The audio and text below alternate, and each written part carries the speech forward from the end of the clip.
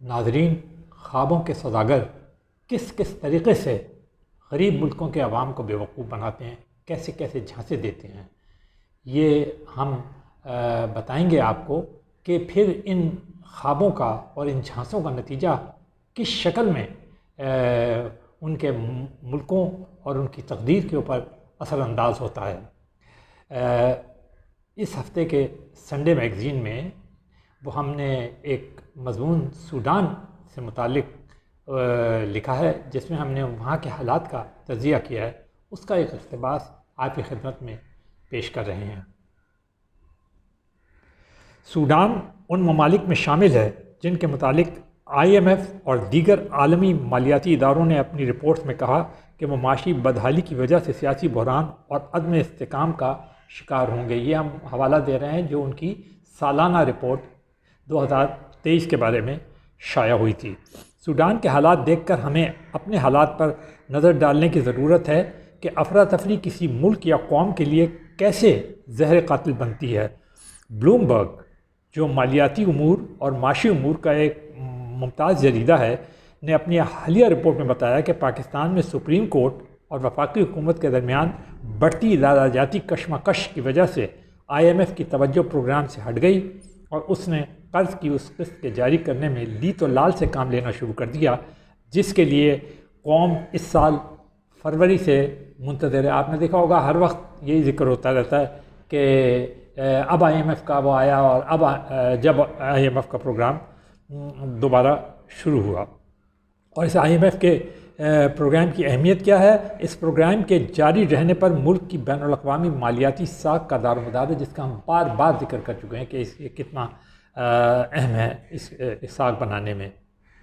یاد رہے کہ اسی IMF پروگرام کو سابق وزیر اعظم عمران خان کے دور میں شروع کیا گیا تھا، مطلب یہ ان کے دور میں بھی IMF کا پروگرام جو تھا وہ جاری ہوا تھا۔ اس رپورٹ میں یہ بھی بتایا گیا کہ سال بھر سے جاری مظاہروں نے جو قبل از وقت انتخابات کے لیے کیے جا رہے ہیں، یعنی پاکستان میں، ملک کو معاشی اور سیاسی عدم استحکام میں دھکیل دیا، جس پر عالمی مالیاتی اداروں ہی نہیں بلکہ قریبی دوستوں نے بھی ہر قسم کے مالی تعاون سے ہاتھ کھینچ لیا۔ گارنٹی پر گارنٹی مانگی جا رہی ہے، اور ظاہر ہے کہ وہ گارنٹی ملکی استحکام کی ہے۔ سیلاب اور یوکرین جنگ سے ہونے والی عالمی مہنگائی نے معیشت کی کمر توڑ کر رکھ دی ہے۔ یہ آپ اور ہم دونوں جو ہیں وہ بھگت رہے ہیں، پاکستان کے عوام اسے بھگت رہے ہیں۔ سیلاب، اس کے بعد یہی حال سوڈان کا بھی ہے۔ IMF نے اپنے تمام قرضے روک دیے ہیں، جبکہ امریکہ اور عالمی بینک نے اس کی امداد بند کر دی ہے۔ ہم یہ بتا رہے ہیں آپ کو کہ یہ حالت ہو جاتی ہے جب آپ کے ہاں افراتفری کی کیفیت پیدا ہو جائے تو۔ ہم اپنے وزیر خزانہ کے روز روز کے اعلانات سے نالاں ہیں کہ IMF کی تمام شرائط پوری کر دی جائیں گی۔ وہ روز یہ بات کہتے ہیں ہمارے وزیر خزانہ، اور اسٹاف لیول کا معاہدہ ہونے والا ہے، یہ بھی ہمارے وزیر خزانہ جو ہیں ڈار صاحب وہ بتاتے ہیں، لیکن پھر معاہدہ نہیں ہو پا رہا۔ کہا جاتا ہے کہ ایک ہفتے بعد ہو جائے گا، 15 روز لگیں گے۔ یہ تسلیاں اب مذاق لگنے لگی ہیں۔ وزیر خزانہ جب بولتے ہیں تو لوگ اس پہ ہنستے ہیں، معاشی ماہرین حکومت کو لتاڑتے ہیں، اور سب سے بڑھ کر یہ کہ مسلم لیگ نون، جو اتحادی حکومت کی سب سے بڑی جماعت ہے، اس کی قیمت گرتی سیاسی مقبولیت کی صورت میں اسے چکانی پڑی۔ آپ نے دیکھا ہوگا کہ جو تجزیہ نگار ہیں وہ کہتے ہیں کہ جی جو نون لیگ کی جو سیاسی مقبولیت تھی، خاص طور پر پنجاب کے اندر، وہ اس معاشی کمزوری اور یہ جو افراتفری پیدا ہوئی ہے اس کی وجہ سے بہت گری ہے۔ لیکن یہ سمجھنا ضروری ہے کہ ہمارے جو وزیر خزانہ کی طرف سے آنے والے بیانات دراصل اپنے عوام سے زیادہ ان عالمی اداروں کے لیے ہیں جن کا اعتماد اس قوم کی معاشی صلاحیت پر متزلزل ہو چکا ہے، یعنی یہی IMF وغیرہ جو ہیں، ورلڈ بینک جو ہے، ایشین ڈیولپمنٹ بینک ہے، اور جو عالمی ممتاز ادارے ہیں، ان کا اعتماد ختم ہو چکا ہے پاکستان کے اوپر سے۔ اور یہ بات تو ہم نے کل ہی آپ سے اپنے ویلاگ میں کہی تھی کہ جو چینی وزیر خارجہ یہاں آئے تھے، انہوں نے یہ مشورہ دیا تھا کہ اس عالمی ساکھ کو بحال کرنے کے لیے ہمیں اپنے اندر جو ہے یہ جو اتفاق رائے پیدا کرنا چاہیے اور اپنے گھر کو درست کرنے کی ضرورت ہے۔ گزشتہ سالوں سے جاری بیڈ گورننس، سب سے بڑے صوبے میں حکومت کو نہ چلنے دینا، یعنی پنجاب میں حکومت ہی کوئی نہیں ہے 1 سال سے۔ آپ نے دیکھا کبھی ایک آتی ہے، کبھی دوسری آتی ہے، پھر کبھی کبھی کورٹ کے اندر وہ چلے جاتے ہیں، کورٹ جو ہے وہ پھر وہ ووٹنگ کے معاملے کے اندر دخل اندازی کرتی ہے، نتیجہ کیا نکلتا ہے، وہ حکومت دھڑام سے گر جاتی ہے۔ پھر اس کے بعد عمران خان نے وہ اسمبلیاں ہی تحلیل کر دی پنجاب کی، نتیجہ یہ ہے کہ آج تک کوئی ایک عبوری سی حکومت ہے، وہ بھی الیکشن کرانے کے لیے۔ تو ایسی حکومت کیا 12 کروڑ سے زیادہ کے عوام کو استحکام دے گی؟ تو جو کچھ پنجاب میں ہو رہا ہے، صوبہ پنجاب میں، وہ اصل میں عوام کو خود دیکھنا چاہیے کہ ان کے ہاں کوئی حکومت ہی نہیں ہے، اور یہ عرصہ دراز سے چلا رہا ہے۔ اس سے پہلے جو وزیر وہ تھے، چیف منسٹر جو تھے بزدار صاحب، ان کے متعلق کیسی کیسی باتیں کہی جاتی تھی کہ وہ انتہائی نااہل، اور اس پہ سب اتفاق کرتے تھے۔ ایون جو اتحادی جماعتیں تھیں، خود پی ٹی آئی کی، وہ بھی یہ کہتے تھے۔ تو اس وقت سے لے کر یعنی 3.5 سال وہ، اور اب یہ تقریباً سال بھر سے زیادہ ہو گیا ہے کہ یہ تحلیل کرنا، آنا حکومت میں، ایک ہی کبھی نون لیگ کا، کبھی پی ٹی آئی کا، کبھی قاف لیگ کا، اور اس طرح ہونا، اس کا نتیجہ پنجاب کے عوام جو ہیں وہ اچھی طرح بھگت رہے ہیں۔ پھر سیاسی افراتفری، اسمبلیوں کا ٹوٹ جانا، ہنگامے، لانگ مارچ، مقدمے بازی کی وجہ سے اب دنیا میں ہمارا امیج ایک ایسی قوم کا بنا ہے جو اپنے معاملات سیاسی سطح پر سلجھانے کے قابل نہیں۔ اس بے اعتباری کی قیمت پاکستانی عوام کو چکانی پڑ رہی ہے۔ اس کی پہلی شکل مہنگائی، غربت اور بے روزگاری ہوتی ہے جو ہم جھیل رہے ہیں۔ سوڈان جیسے حالات اور معیشت کی تباہی عوام کے لیے پیغام ہے کہ اگر وہ ملک کو مزید انتشار میں دھکیلیں گے تو پھر قوم کو ایسی آزمائشوں کا سامنا کرنا پڑے گا جس کا حل شاید کسی بھی سیاسی رہنما کے پاس نہیں۔ اور ہم نے اسی مضمون کے آخری پیراگراف کی آخری لائنیں آپ کی خدمت میں پیش کر دیتے ہیں۔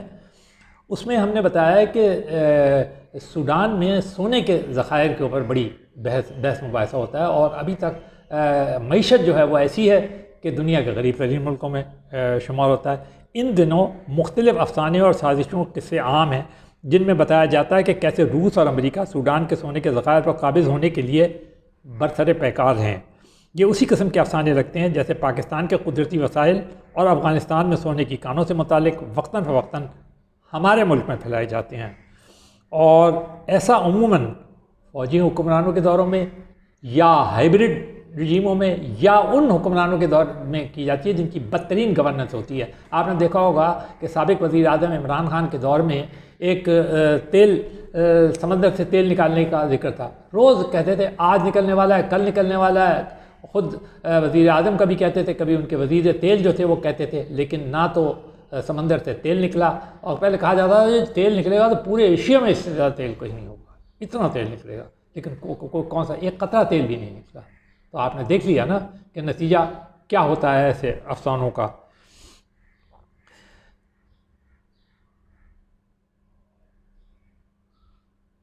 تو ہم نے بتایا کہ ایسی قصے جو ہیں یہ ایسے حکمرانوں کے دوروں میں ہوتی ہیں جو کہ عوام کے منتخب نمائندے نہیں ہوتے، اور ایسے حکمران جو ہیں وہ عام آدمی کو آنے والی امکانی خوشحالی کے خوابوں میں مست رکھتے ہیں، اور ہمیشہ یہی کہتے رہتے ہیں کہ ملک تو قدرتی وسائل سے مالا مال ہے مگر کوئی انہیں نکالتا ہی نہیں، سازشیں ہو رہی ہیں، کوئی یہ نہیں سوچتا کہ ان عوام نے ہی ان ذخائر کو نکالنا ہے، یعنی حکومت نے تھوڑی نکالنا ہوتا ہے، اصل میں عوام نے یہ فیصلہ کرنا ہوتا ہے کہ وہ کس طرح نکالیں گے۔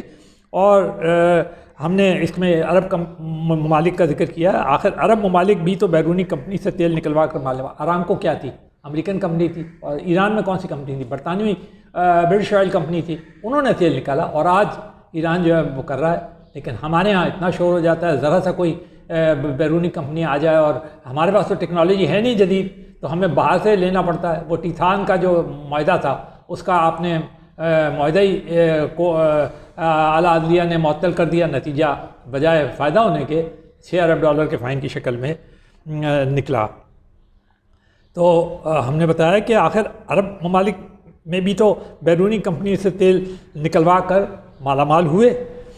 بہرحال اس بیانیے یا خوش فہمی سے محنت کر کے ترقی کرنے کی حوصلہ شکنی ہوتی ہے، اور نتیجتاً قومی ترقی رک جاتی ہے۔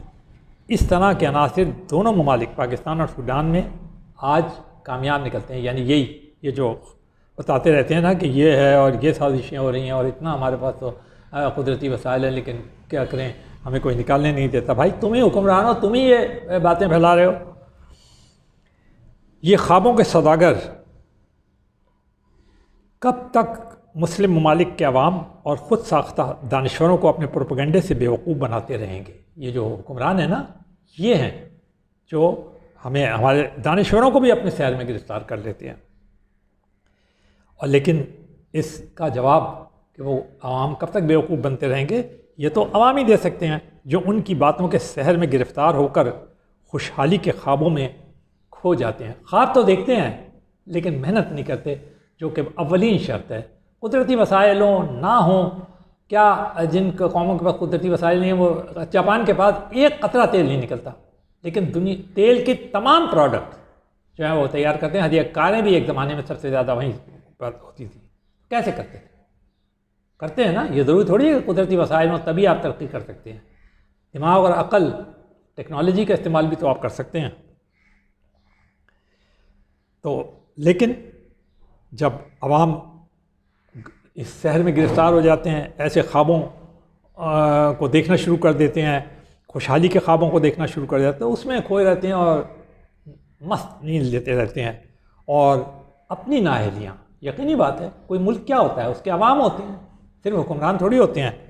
اپنی نااہلیوں اور ناکامیوں کو کے لیے ان باتوں کو, ان سازشوں کو ڈھال کے طور پر استعمال کرتے ہیں, ان قصوں کو استعمال کرتے ہیں کہ جی دیکھیے ہمارے پاس تو سب کچھ ہے, ہم تو سب کچھ کرنے کے لیے تیار, لیکن ہمیں کوئی کرنے ہی نہیں دیتا, ہمارے خلاف ساری دنیا پڑی ہوئی ہے. تو یہ جو سوچ ہے اسے ہمیں ختم کرنا پڑے گی اور اپنے ہاتھوں سے خود اپنی تقدیر بنانا پڑے گی.